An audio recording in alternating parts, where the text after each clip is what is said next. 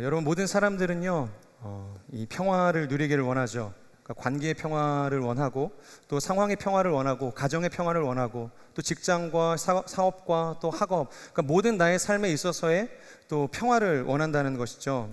우리가 살아가는 모든 영역에서 분쟁과 갈등을 원하는 사람은 없다는 거예요. 우리가 머물러 있는 모든 영역 속에서 온전한 갈등 없는 안정적인 평화를 기대하는 마음으로 살아갑니다. 그런데요, 이 국제정치 분쟁과 이 시위 기록을 기록하고 있는 이 LED의 조사에 따르면요, 2023년 기준 올 10월까지 세계에서 전쟁과 이 분쟁으로 인해서 죽어나간 사람의 숫자가 얼마나 되는지 아세요?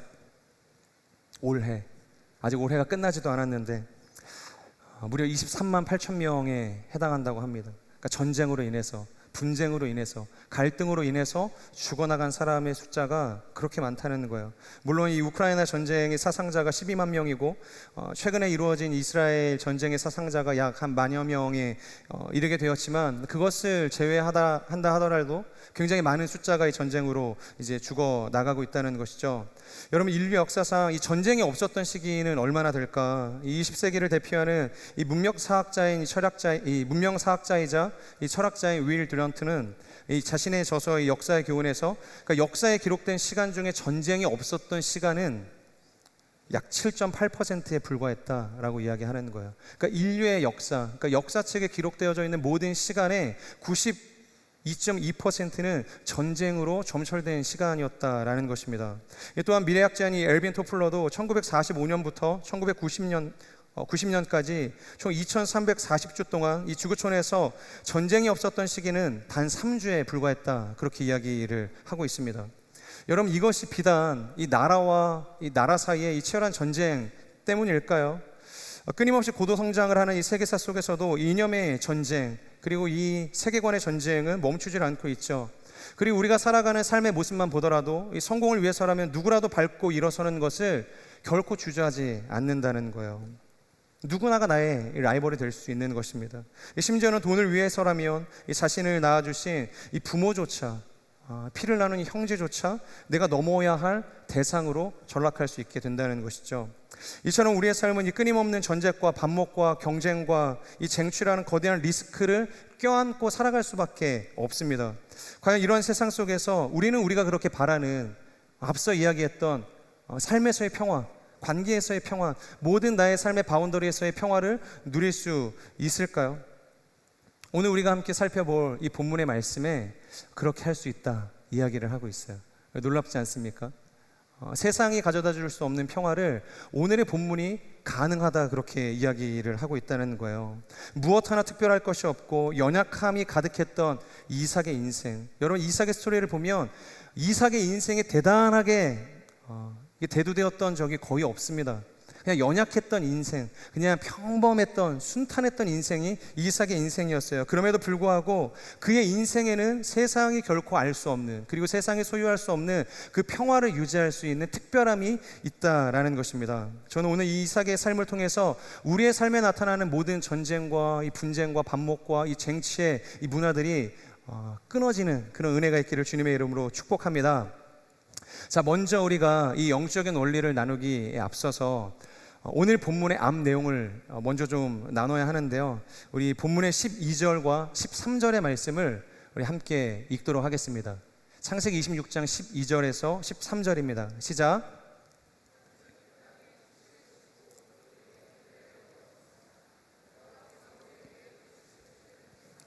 이삭은 부자가 됐습니다. 그리고 점점 더 부유해져서 마침내 아주 큰 부자가 됐습니다. 자, 본문의 내용을 보면 여호와께서 이삭에게 무엇을 주셨다고 이야기를 하죠?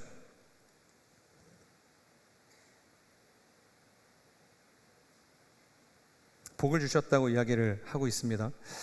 그가 땅에 곡식을 심었더니 그 해에 100배나 되는 열매를 하나님께서 주셨다는 거예요. 그래서 그가 부자가 되었는데, 여러분, 그냥 부자예요? 어떤 부자가 되었다고 이야기하고 있죠? 아주 큰 부자가 되었다. 그냥 부자도 아니고 아주 큰 부자가 되었다는 거예요. 생각을 해보세요. 매년 하나님께서 이 투자들의 100배의 수익률을 보장하는 사업으로 이 이삭을 몰아가고 계세요. 100배의 수익률. 여러분, 부자가 안 될 수가 없겠죠? 정말로 큰 부자가 되었다. 성경에서 그렇게 이야기하는 거예요. 성경에서는 여러분 어지간하면 사람의 이름도 의미 없이 기록하는 바가 없고 어떤 관용어나 형용사도 의미 없이 붙이는 법이 없는데 오늘 이 이삭의 인생 부자라고 언급하고 난 이후에 그는 아주 큰 부자가 되었다. 하나님께서 이렇게 만드셨다라고 이야기를 했다는 것은 그는 정말로 큰 부자였다라는 것을 증명하고 있는 것입니다. 그래서 제가 한번 찾아봤어요. 현재 세계에서 가장 큰 부자는 누구일까? 그럼 누구죠? 빌 게이츠 아니죠. 빈 살만이라는 이 사우디아라비아의 그 분이 세계에서 가장 돈이 많으신 분이라고 해요. 그분이 얼마나 부자인지, 얼마나 가진 것이 많은지 그분의 별명이 뭐냐면 미스터 에브리띵이랍니다. 미스터 에브리띵. 그러니까 모든 것을 마음만 먹으면 다 할 수 있는 존재이기 때문에 그의 별명이 미스터 에브리띵이라는 거예요. 그렇다면 도대체 돈이 얼마나 많은 것일까? 우리가 잘 아는 만수르보다 10배가 많대요. 10배.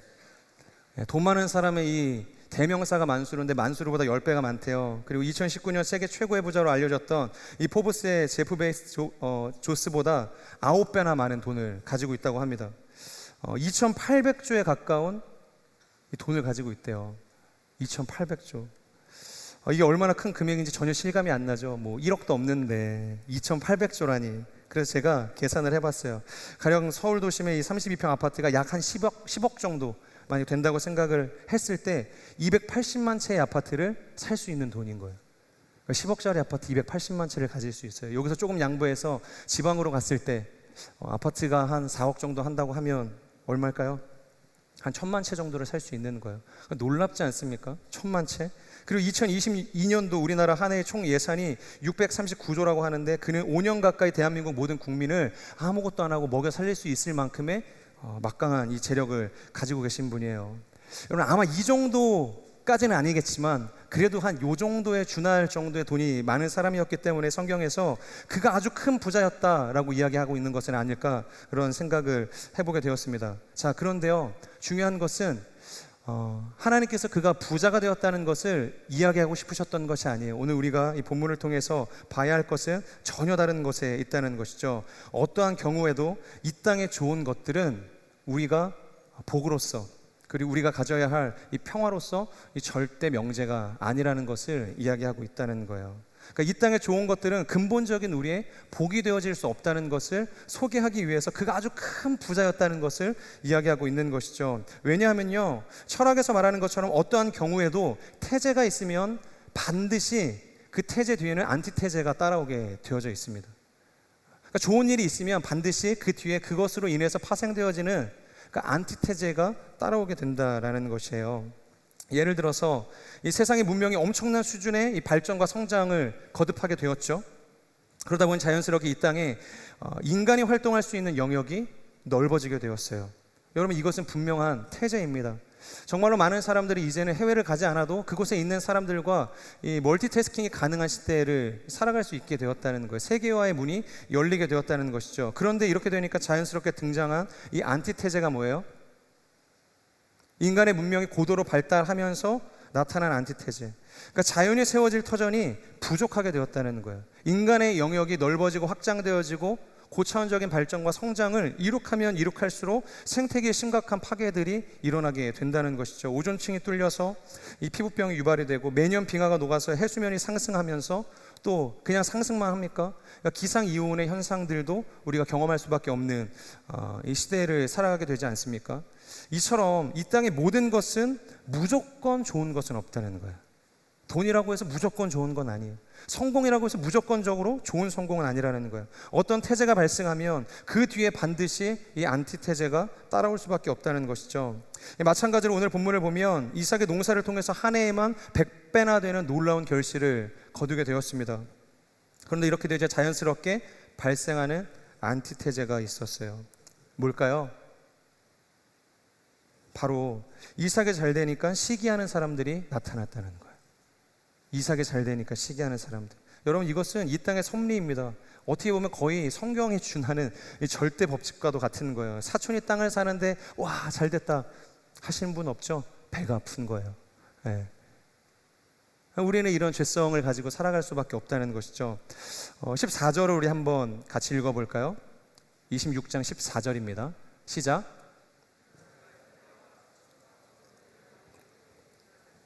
블레셋 사람들이 그를 시기했습니다. 이삭이 부자가 되니까 자연스럽게 이 안티테제가 등장을 했는데 그를 시기하는 사람들이 생겨났다는 것이죠. 그래서 새로운 갈등이 막 시작이 되었습니다. 그렇다면 그들이 어떤 갈등을 유발하는가? 이어서 15절의 말씀 같이 읽도록 하겠습니다. 시작. 블레셋 사람들은 그의 아버지 아브라함 때 아브라함의 종들이 팠던 모든 우물들을 막고 흙으로 메워버렸습니다. 갈등을 유발했는데 어떠한 갈등이었는가? 우물들을 막고 흙으로 그것을 메워버렸다, 그렇게 이야기하고 있어요. 여러분, 요즘 우리 사회에서 건물주가 최고라는 말이 있죠. 근데 당시 이 고대 근동 사회에서 최고는요, 자기 우물을 갖고 있는 사람이었어요. 그러니까 내가 우물을 갖고 있다는 것은 나름의 경쟁력을 갖고 그 사회 구성으로서 나름의 이 영향력을 가지고 있다라고도 볼 수 있었다는 거예요. 자, 그렇다면 우물을 갖는 것이 왜 당시에 이렇게 귀하게 여겨질 수밖에 없었는가? 바로 그들이 살던 이 중동 지역은 건조한 지역이었기 때문에 아무 곳이나 판다고 해서 우물이 나오지 않습니다. 이 우물길을 따라서 파도 다 말라있는 경우들, 막혀있는 경우들이 많이 있었다는 것이죠. 그러니까 정말 몇 날 며칠을 이 수백 군데를 이 수맥을 따라서 우물을 파도 하나를 얻는 것이 너무 어려운 지역이었다는 거예요. 그렇기 때문에 이삭도 굉장히 어렵게 이 우물을 얻었던 거예요. 확보를 했던 것입니다. 그런데 질투에 눈이 멀었던 이 그달의 목자들이 와서 무엇을 했대요? 이 15절의 말씀처럼 이 이삭의 우물에 돌과 흙을 부어서 완전히 막아버렸다. 그렇게 성경이 이야기하고 있습니다. 여러분, 당시에 이 중동에서 우물을 막았다는 것은 그냥 보통 적개심으로는 할 수 없는 행동이었습니다. 이것은 그냥 이삭 네가 죽었으면 좋겠다라는 놀라운 이 저주의 표현이었다는 거예요. 질투에 눈이 멀어서 보통 사람이라면 결코 선택할 수 없는 선택지를 가지고 이삭을 저주하고 있었다는 것이죠. 자, 여러분, 그런데요, 문제는 이러한 일들이 이 성경의 일만이 아니라는 거예요. 그러니까 우리의 인생 가운데도 보편적으로 우리 일상 속에서 일어나고 있는 일들이라는 것이죠. 바로 밑에 부하 직원이 열심히 일을 하면 어떻게 해야 돼요? 당연히 칭찬하고 격려해주고 그가 잘 될 수 있도록 축복해줘야 되지 않습니까? 근데 내가 머물고 있는 직장 상사를 한번 떠올려 보세요. 과연 그렇게 나를 축복해 줄 수 있는 이들이 얼마나 될까? 저주라도 안 하면 다행이지. 그냥 순수한 마음으로 박수 쳐줄 수 있는 사람은 많지 않다라는 것이죠. 그리고 정말로 이런 경우들 앞에서 우리는 어떻게 반응해야 할 것인가? 열심히 일한 결과로 그 사람은 이 직장 상사의 눈밖에 그냥 나는 거예요. 열심히 회사를 위해서 일했는데. 자, 어떤 여성이 시집을 갔어요. 시부모님을 열심히 섬겼어요. 남다른 사랑을 하나님이 주셨는지 모르겠어요. 그래서 열심히 사랑을 했는데 마치 자신의 부모님인 것처럼 섬기는 것이죠. 그러면 당연히 시부모님이 사랑을 할 수밖에 없겠죠.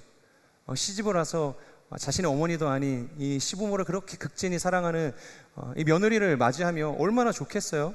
자, 그러면 그 칭찬을 받으면 나머지 형제들은 자신들이 하지 못하는 일을 대신해 주니까 어떤 반응을 보여야 돼요? 너무 감사하고 귀하고 수고로움에 박수를 쳐줘야 되지 않습니까?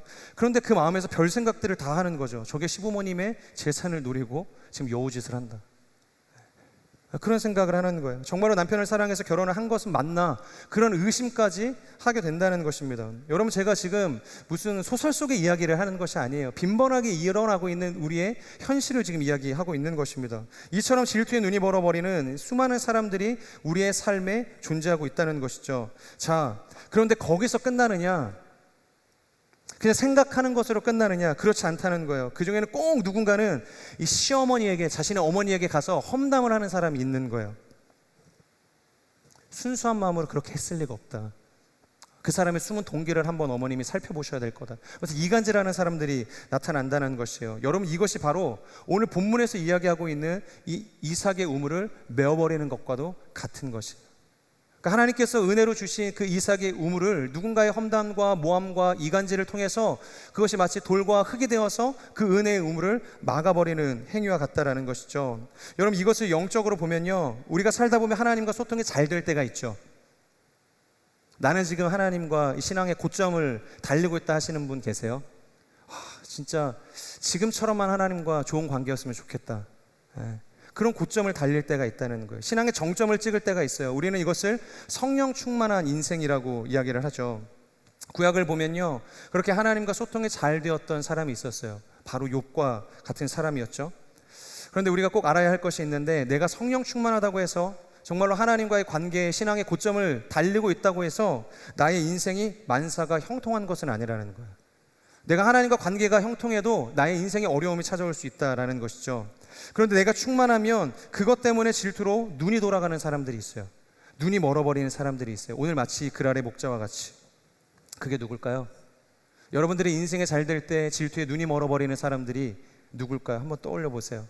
욥의 인생에는 그런 존재가 있었습니다. 누구였냐면 바로 사탄이었다. 성경이 그렇게 이야기하고 있죠.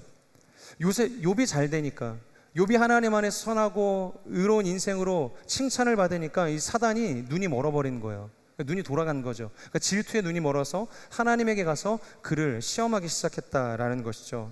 언제나 우리가 마시는 이 은혜의 우물을 메우려고 시험하는 존재가 바로 사탄이다라는 것입니다. 그래서 배우자의 핍박으로 내 은혜의 우물을 메우고, 자녀의 고난으로 은혜의 우물을 메웠죠.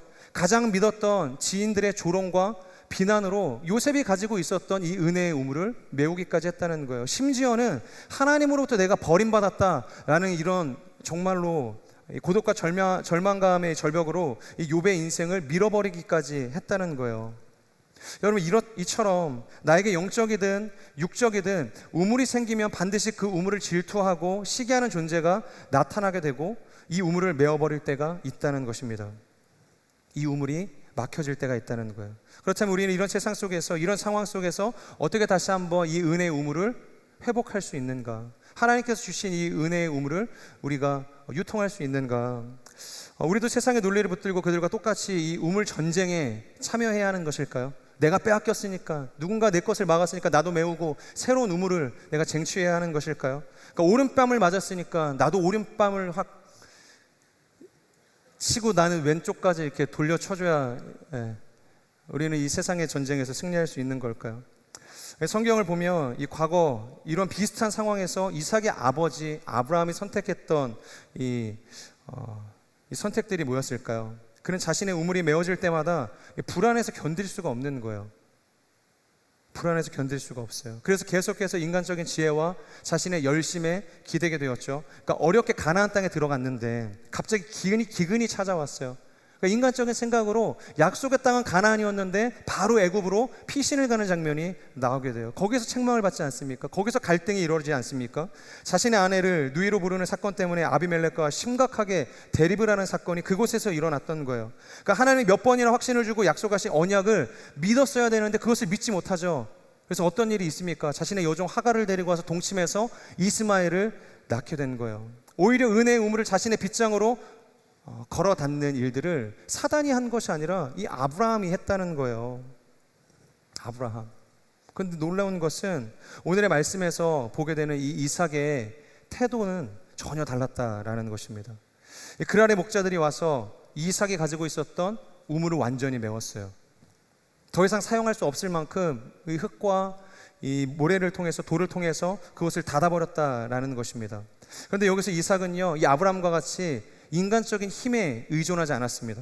바로 지혜를 쓰기 시작했습니다. 그런데 그 지혜가 무엇이냐면 바로 지혜의 근본이신 하나님을 신뢰했다는 거예요.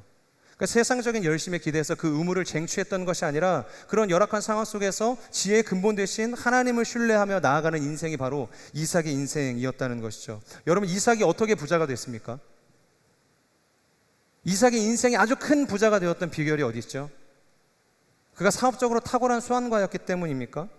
12절을 보면 그가 씨를 뿌린 그 해에 100배의 결실을 거두게 되었다라고 이야기하면서 그 이유를 소개하고 있는데, 전적으로 하나님께서 그에게 복을 주셨다, 딱 그렇게 짧은 한 줄로 평가하고 있어요. 100배의 결실은 하나님께서 그에게 은혜를 주셨기 때문에 생겨진 열매였다라고 이야기를 하고 있는 거예요. 그래서 이삭은 알았다는 것이죠. 자신의 소유하고 있는 이 진짜 복의 근원은 한낱 인간이 파놓았던, 이 아브라함이 파놓았던 그 우물에서 나오는 것이 아니라 영원히 마르지 않는 이 생수의 근원이 되시는 하나님께 있구나. 그러니까 예수 그리스도께 있다는 것을 알았다는 것이죠.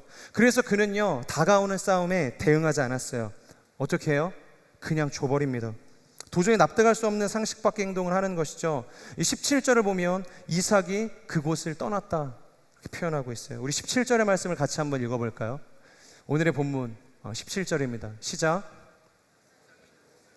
그랄 골짜기에 진을 치고 거기서 살았습니다. 이삭은 대응하지 않았습니다. 힘을 쓰지 않았어요. 지혜를 쓰면서 그곳을 떠났다. 그냥 그곳을 버렸다, 그렇게 이야기하는 것입니다. 그리고 어떻게 해요? 미련 없이 다시 땅을 파기 시작했다고 이야기하고 있습니다. 그런데 19절에서 너무 놀라운 것은 이삭의 종들이 신선한 물이 나오는 샘을 발견하게 되었다고 이야기하는 거예요. 하나의 우물을 파는 것이 정말로 힘든 일임에도 불구하고 이삭의 종들이 가서 우물을 팠더니 바로 그 자리에서 신선한 물이 나오는 샘을 발견했다, 성경이 그렇게 이야기를 하는 것이에요. 여러분, 놀라운 일인 것입니다. 당시의 문화를 생각을 한다면. 그런데 더 놀라운 것이 뭔지 아세요? 20절. 그랄의 양치기들이 와서 또다시 이삭에게 강짜를 놓기 시작하는 거예요. 자신의 우물이라고 이야기를 하는 거죠. 소유권을 주장을 하는 거예요. 근데 여기서 더 놀라운 것은 이삭의 반응입니다. 21절. 우리 같이 한번 읽어볼까요? 21절. 시작. 그랄의 양치기들과 다시 그 우물 때문에 싸웠습니다. 그래서 이삭은 그 우물을 신나라고 불렀습니다. 네.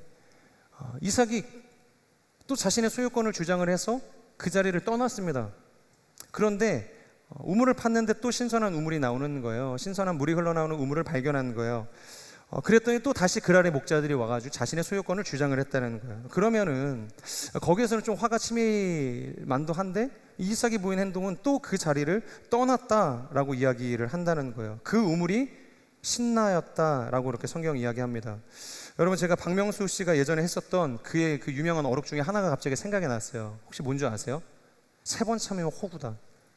그러니까 2번까지는 모르겠는데 3번씩이나 참으면 호구다라는 것이에요. 제가 이 지점에서 정말로 이해가 안 갔던 것은 2번 참는 것은 괜찮습니다. 그럴 수도 있다고 생각을 해요. 이삭의 성품 자체가 좋았기 때문에.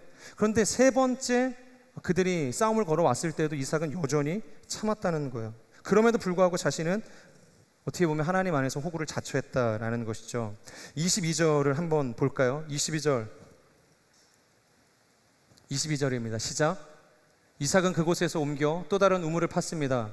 이번에는 아무도 싸움을 걸어오지 않았습니다. 그래서 이삭이 이제 여호와께서 우리 자리를 넓게 하셨으니 우리가 이 땅에서 번성할 것이다 하며 그 우물의 이름을 르호봇이라고 했습니다. 네. 22절에서 똑같이 이야기하죠. 이삭이 이번에도 그곳에서 장소를 옮겨 또 다른 곳에 우물을 팠다. 그렇게 이삭은 메어진 우물을 떠나 3번째 우물을 파기에 이르렀다는 거예요. 여러분, 이삭이 단순히 싸울 줄 모르는 바보여서 그렇게 도망을 다녔던 걸까요? 저도 갈등을 싫어하거든요. 제가 목요일 날 그 24기 MC단이라는 저녁을 먹고 티타임을 하는데 서로를 잘 모르니까 제가 이제 좀 자기소개를 하는 시간을 가지면서 MBTI는 뭔지, 성향은 뭔지 좀 이야기를 하자고 이야기를 했어요. 그래서 저는 평화주의자입니다. 갈등을 싫어해요. 그래서 갈등이 있으면 그것을 반드시 해결해야 되는 사람입니다. 그렇게 이야기를 하고 이제 턴이 넘어갔거든요. 근데 다 자기들이 평화주의자라는 거예요. 다 자기들은 갈등이 싫다는 거예요. 물론 좋은 의미에서 이 갈등을 피한다는 것, 이 갈등을 만들어내지 않는다는 것은 좋은 성품일 수도 있겠습니다. 그런데 오늘 본문에서 나오는 이 이삭의 성품이 단순히 저와 같이 저희 사랑스러운 24기 MC단들처럼 이 갈등을 극도로 싫어해서 그것을 피하고자 하는 성품 때문에 그것이 이유가 돼서 피했냐라는 것이죠. 아니면 무조건 참는 것을 좋다고 여기는 사람이었기 때문일까요? 아닙니다. 성경은요, 그 이유에 대해서 뭐라고 이야기하냐면 오늘 본문 22절에서 분명하게 이야기하고 있습니다. 여호와께서 우리 자리를 넓게 하셨으니 우리가 이 땅에서 번성할 것이다. 22절 전체를 보면 이렇게 쓰여져 있죠. 이삭이 그곳에서 옮겨 또 다른 우물을 팠습니다. 3번째 우물을 판 거예요. 이번에는 아무도 싸움을 걸어오지 않았습니다. 그래서 이삭이 이제 여호와께서 우리 자리를 넓게 하셨으니 우리가 이 땅에서 번성할 것이다 하며 그 우물의 이름을 르호봇이라고 했습니다. 여러분, 이삭이 다투지 않고 그 땅에서 승리할 수 있던 비결이 무엇이었을까요? 바로 여호와께서 우리의 지경을 넓게 하셨다. 그러니까 우리의 자리를 넓혀주셨다는 거예요. 그러니까 여호와께서 우리의 인생의 은혜의 우물을 마르지 않게 해주셨다라는 사실 고백이었다는 것이에요. 그것을 르호봇이라고 부르면서 하나님께 영광을 올려드렸다는 것이죠. 사랑하는 여러분, 우리가 이 땅에서 번성할 수 있는 힘은 오직 여호와께 있는 줄 믿음으로 고백합니다. 그렇기 때문에 우리의 삶에서 우리가 가장 두려워하고 경계해야 할 것이 있다면 그것은 실패가 아니에요. 빼앗기는 것이 아닙니다. 넘어지는 것이 아니에요. 오히려 전혀 중요하지 않는 곳에서 우리가 매여가지고 성공하는 것에 있어요. 우리의 지경을 우리의 힘으로 넓혀가는 것에 있다는 것이에요. 마치 이 주님의 도우심은 전혀 없는데 오히려 내 인생의 우물은 나의 힘과 열정으로 늘어만 가고 있다. 여러분, 그것을 세상에서는 성공이라고 이야기할 수 있습니다. 하지만 성경은 분명하게 이야기하고 있어요. 그것은 성공이 아니라 실패한 삶이다. 우리가 반드시 주의하고 경계해야 할 영역이라고 이야기한다는 것이에요. 여러분, 동의하세요? 제가 예전에 이런 이야기를 들어본 적이 있어요. 돈에 대한 욕심을 버리기 위해서는 열심히 기도해야 된다가 아니라 뭔 줄 아세요? 더 많은 돈을 벌면 된대요.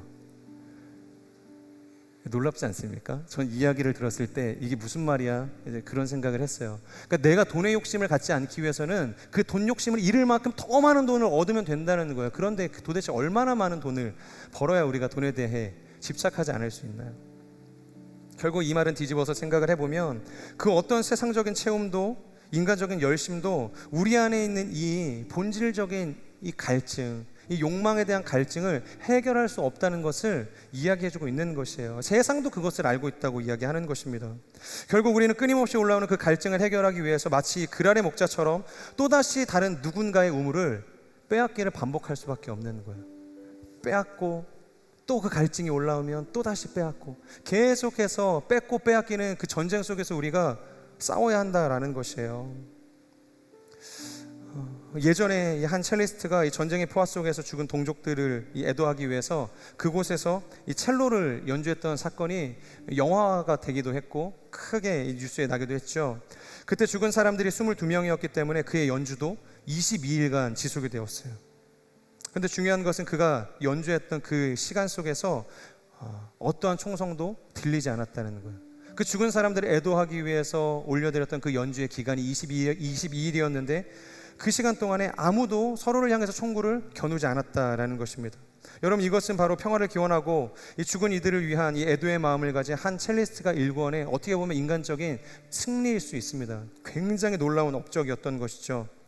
인간이 만들었다고 하기에는 굉장히 위대한 일 아니었습니까? 자신의 목숨을 담보해서 누군가를 위해서, 세상의 평화를 위해서 그 적지로 들어가는 것이잖아요. 그 사지로 들어가는 것 아닙니까? 그런데 여기서 중요한 것이 무엇이냐면 바로 이 사라예보의 첼리스트가 궁극적으로 이 전쟁에서 온전한 샬롬, 온전한 평화, 온전한 승리를 거두지는 못했다는 거예요. 바로 그의 죽음을 각오한 결단이 이 전쟁의 광기에 휩싸인 사람들의 총구를 22일 동안은 돌려 세울 수 있었어요. 그러니까 멈춰 세울 수는 있었다는 거예요. 하지만 오늘 이삭의 이 삶을 통해서 이야기하고 있는 것처럼 이삭의 영혼에 충만하게 가득했던 이 완전한 평화, 이 완전한 샬롬이 임했던 것은 아니라고 이야기하는 것입니다. 이삭의 삶을 통해서 그의 삶에는 더 이상 우물을 뺏고 빼앗기는 그 전쟁이 그쳤다는 거예요. 이삭의 삶에 완전한 하나님의 샬롬이 임했다는 것입니다. 그리고 그것을 빼앗고자 했었던 그랄의 목자들, 그리고 아비멜렉, 그들이 나중에 가서 뭐라고 고백을 하죠? 너와 하나님께서 함께 하시는 줄을 내가 알았다. 너는 하나님께서 복주기를 원하시는 자다. 그렇게 이야기를 하면서 우리가 더 이상 전쟁하지 말자. 하나님께서 너와 함께 하는 줄을 내가 알았기 때문에 서로를 해치지 않도록 우리가 언약을 맺도록 하자.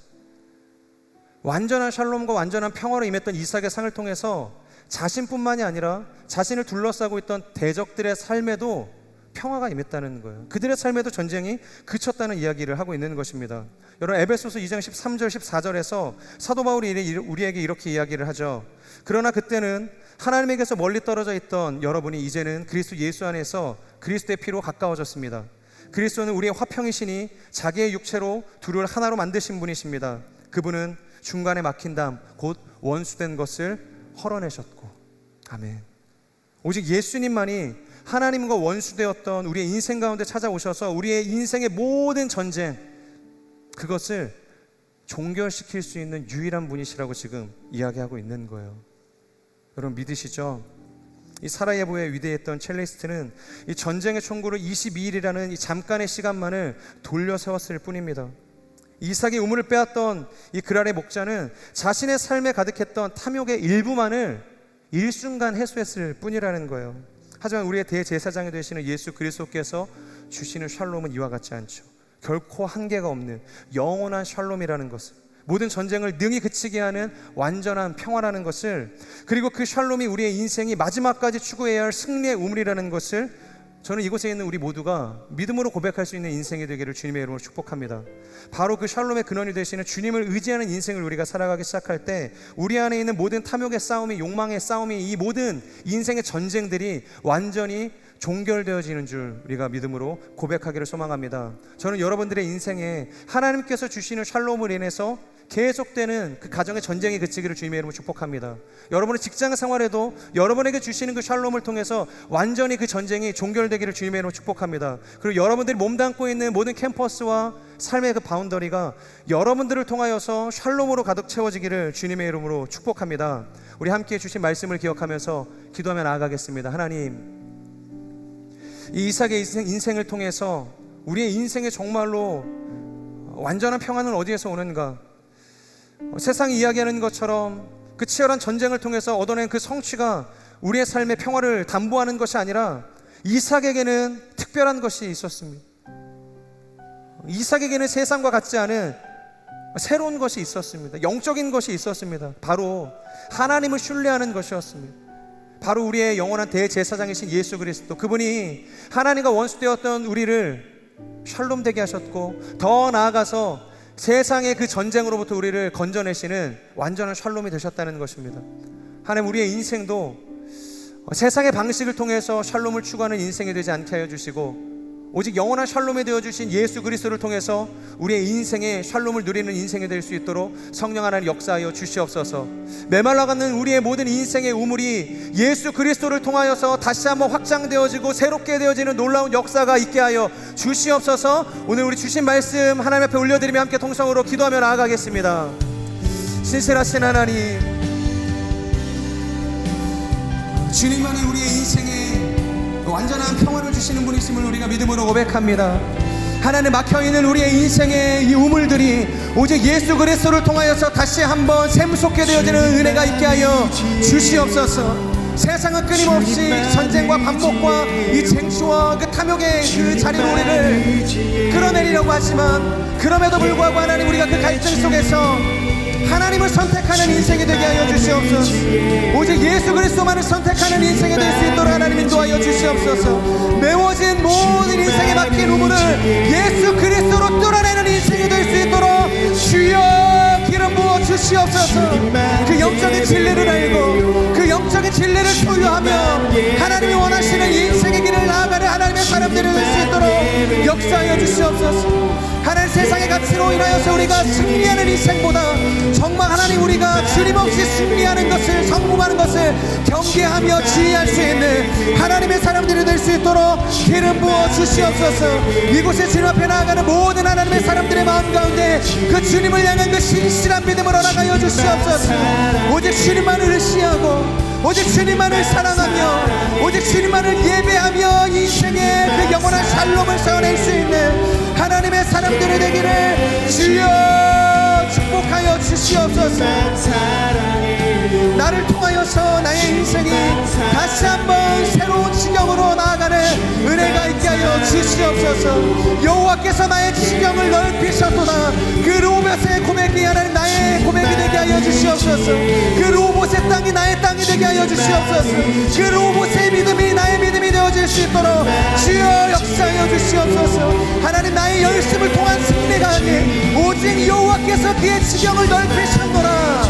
주여 주님을 찬양하며 오직 주님만을 의지하며 나아가는 하나님의 세대가 되게 하여 주시옵소서. 우리 함께 고백하며 나아갑시다.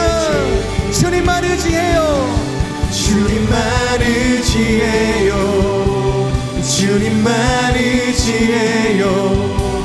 주님만 의지해요. 예, 주님만 의지해요. 주님만 의지해요. 주님만 의지해요. 주님만 의지해요. 주님만 의지해요. 주님만 의지해요.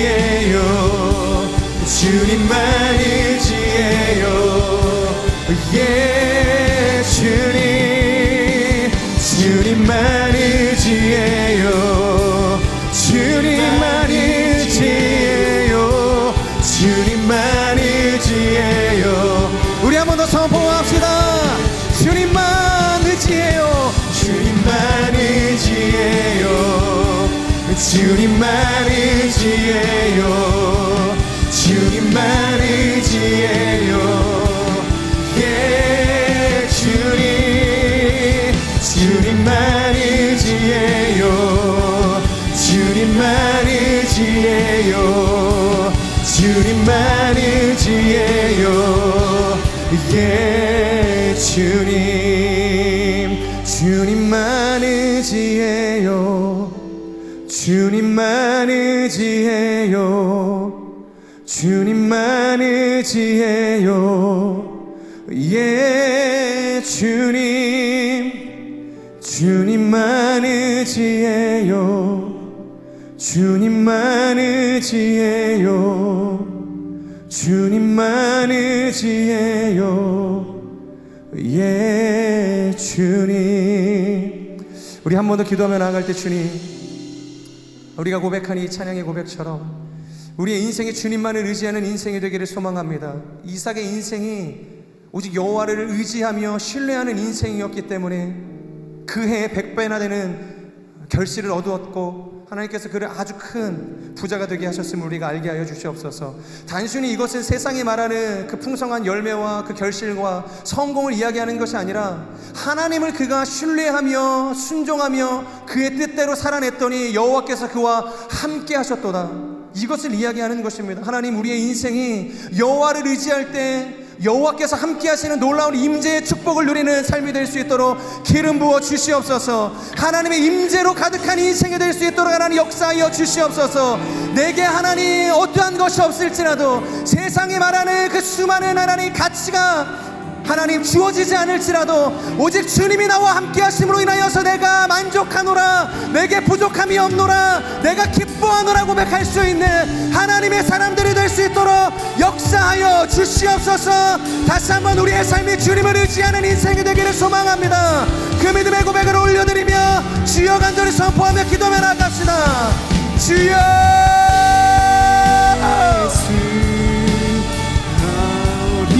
우리의 인생이 주님만을 의지합니다.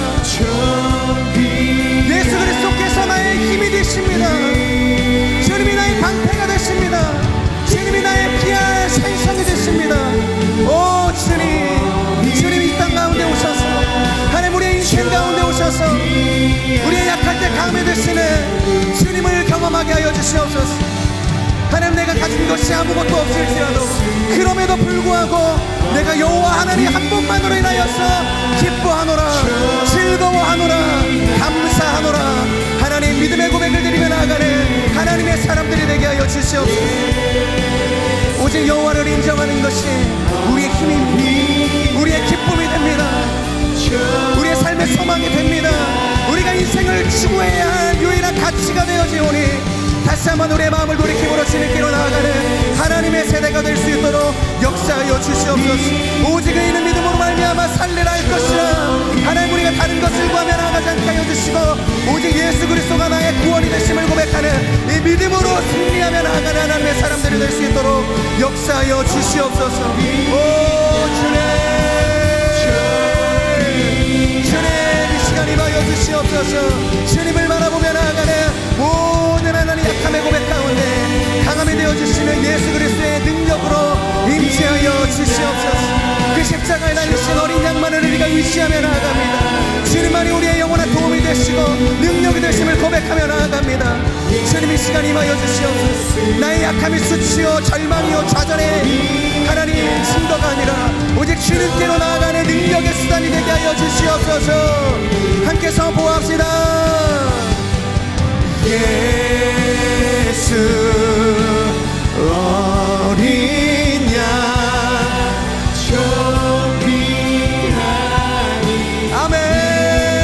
예수 어린 양, 예수 어린 양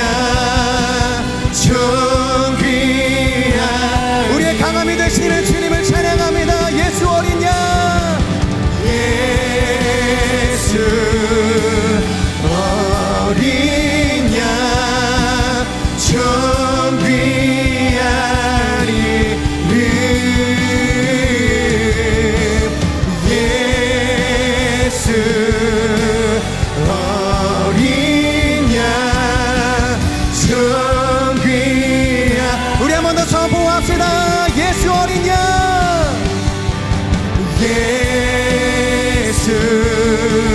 어린 양 존귀한 이름 예수 어린 양 존귀한 주님이 우리의 강함이 되십니다. 예수 어린 양, 예수 어린 양 존귀한 이름 예수 어린 양 존귀한 이름 예수 어린 양 예수 어린 양 존귀한 이름 예수 어린 양 존귀한 우리 한 번 더 선포합시다. 주님이 우리의 능력이 되십니다. 예수 어린 양, 예수 어린 양 존귀한 이름 예수 어린 양 존귀한 이름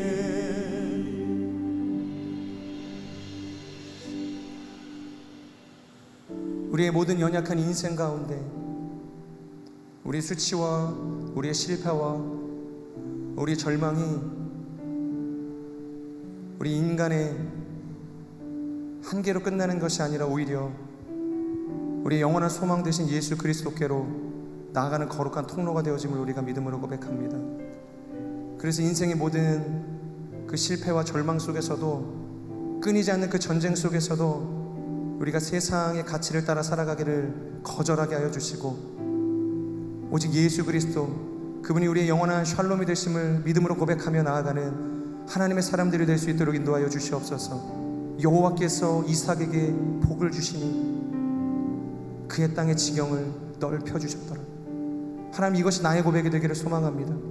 나의 힘으로, 나의 능력으로, 마치 아브라함의 인생과 같이 하나님, 나의 인생의 가난을 찾아 나아가는 것이 아니라 오직 여호와께서 나의 인생의 지경을 넓히셨으니 그해 100배나 되는 소출을 거두게 되는 줄 우리가 믿음으로 고백합니다.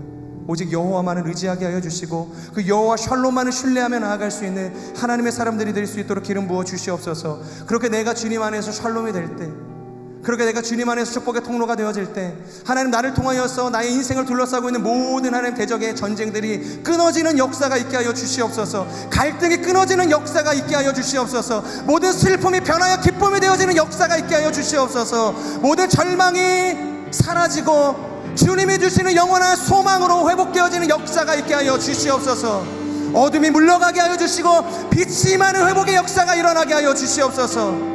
오직 샬롬이 되어주시는 예수 그리스도, 이삭의 인생을 온전케 하셨던 그 영원한 샬롬이신 예수 그리스도, 주님 안에 우리가 구하며 나아가오니 하나님, 우리의 삶을 통하여서 영광을 받아 주시옵소서. 그렇게 우리와 함께 하실, 우리의 인생의 모든 전쟁을 그치게 하실 영원한 샬롬이 되시는 예수 그리스도의 이름으로 감사하며 기도드립니다.